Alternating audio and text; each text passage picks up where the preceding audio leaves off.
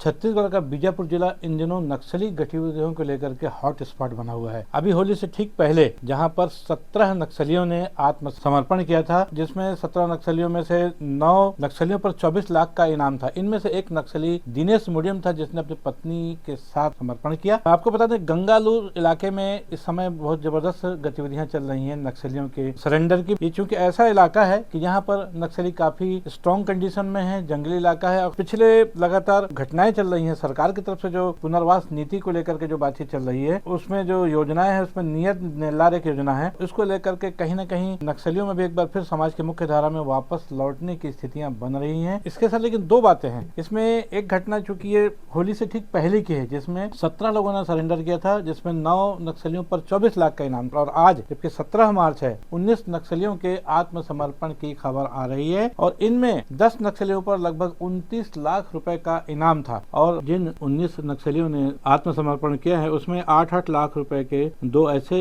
नक्सली भी हैं जो पति पत्नी हैं। और उनके अलावा देखा जाए तो टोटल कुछ 10 इनामी नक्सली हैं, जिन पर 29 लाख रुपए का इनाम था। इस तरह देखा जाए कि इस साल अभी तक 84 नक्सलियों ने आत्मसमर्पण कर दिया, जो कि समाज के मुख्य धारा में लौट के आए हैं। उसके अलावा 137 नक्सली गिरफ्तार किए गए हैं और 56 नक्सली जो है मुठभेड़ में मारे गए। इस साल की जो ताजा अपडेट है। और ये भी पता चल रहा है कि जिले में जिस ढंग से नक्सल विरोधी अभियान चलाया जा रहा है, सरकार की पुनर्वास नीति, आत्मसमर्पण की नीति से जो प्रभावित होकर जो लोग सरेंडर हुए हैं आज खासतौर पे, उसमें जो है 8-8 लाख के जो इनामी पति पत्नी है, वो देवा पदम और दुले कलमू, ये दोनों पति पत्नी जिन्होंने सरेंडर किया है। उसके अलावा 5 लाख के इनामी नक्सली ACM सुरेश कट्टाम, 2 लाख की इनामी सोनी पुनेम, 1 लाख के इनामी नक्सली नारायण कट्टाम और 1 लाख के इनामी अंडा माड़वी। इसके अलावा 1 लाख के इनामी बामी कोहरामी नक्सली है, जिन्होंने की आज सरेंडर किया है। इनके अलावा गंगा कट्टम, शंकर कड़ती, मुन्ना पोड़ियाम, सहलावाम, नरसिंह राम पोड़ियाम, शंकर माड़वी, लखमा ताती, पांडू माड़वी, जोगा सोड़ी,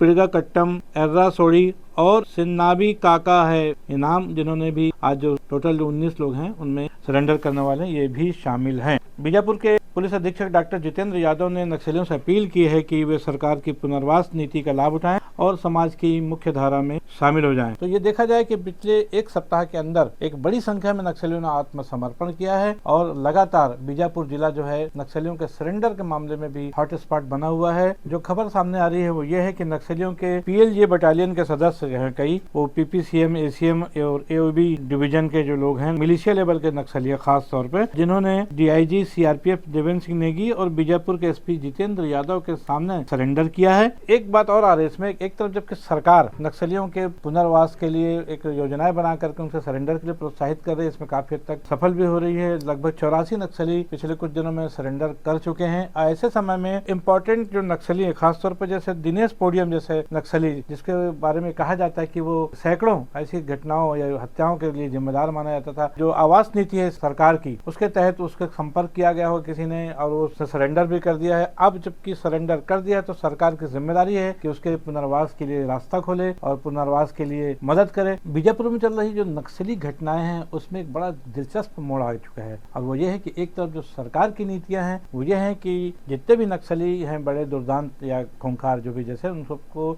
समझा बुझा करके समाज के मुख्य धारा में जोड़ा जाए, उनसे सरेंडर कराया जाए। और उस कड़ी में दिनेश मुडियम ने अभी सरेंडर भी किया है। उसी दिनेश मुडियम ने, जिसने अपने परिवार से ही सरेंडर किया, उसके खिलाफ बीजापुर जिले में और खासतौर पर गंगालूर इलाका, जहां पर ये नक्सली गतिविधियां मूवमेंट बहुत हाई लेवल पर चलता रही है, वहां के ग्रामीणों ने विरोध कर दिया सरकार की इस नीति का। उन्होंने बाकायदा रैली निकाली और जाकर के ये अल्टीमेटम दिया है तहसीलदार को, दिनेश मुडियम जैसे दुर्दांत नक्सली का पुनर्वास नहीं होना चाहिए। उन्होंने साफ तौर पर चेतावनी दी गई है। कहना यह है कि दिनेश मुडियम वो शख्स है जिसकी वजह से हजारों बेगुनाह मारे गए, जिसको लेकर के वो जिम्मेदार था। कई बार CRPF के जवानों के साथ जो मुठभेड़ है उसमें बचता रहा है। इसकी वजह से कई बेगुनाह मारे गए हैं। बहुत सारे गाँव हैं उन पर सरकार विकास नहीं कर पाई है, विकास से वंचित रहे हैं कई गाँव दूर दराज के। इसलिए ऐसे आदमी को यदि सरकार पुनर्स्थापित करती है तो बीजापुर के जिला मुख्यालय में इसके खिलाफ धरना प्रदर्शन किया जाएगा। दिनेश मुडियम के विरोध में गाँव के लोग सामने आ चुके चुके हैं। तो ये सरकार के लिए भी सोचने का मामला अब एक बार आ गया है कि देखना है कि सरकार इस चीज से कैसे निपटती है। उन लोगों का ये भी कहना है कि ऐसे लोगों को सजा मिलनी चाहिए, न कि इनको पुनर्स्थापित होना चाहिए। उन्होंने यहाँ तक कहा कि दिनेश मोडियम जैसे को फांसी मिल जानी चाहिए। अब सवाल है कि ग्रामीणों के विरोध के बाद सरकार क्या करती है। लेकिन जो पिछले एक सप्ताह से लगातार जो नक्सली सरेंडर कर रहे हैं, इस वजह से गंगालूर इलाके के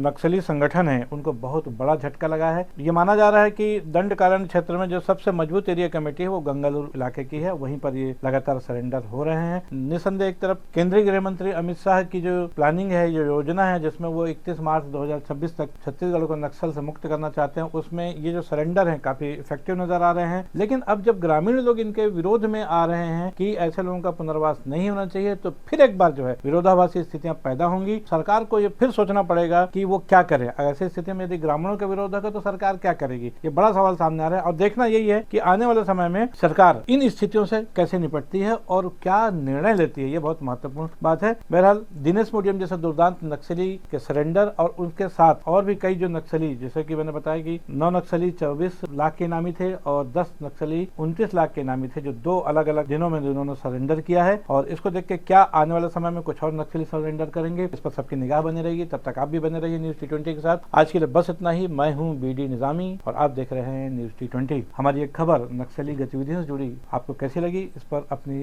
राय अवश्य दें। खबर को लाइक करना और चैनल को सब्सक्राइब करना न भूलें। कल फिर मिलेंगे किसी नई खबर या विश्लेषण के साथ। तब तक के लिए दीजिए इजाजत। जय हिंद, जय भारत, जय छत्तीसगढ़।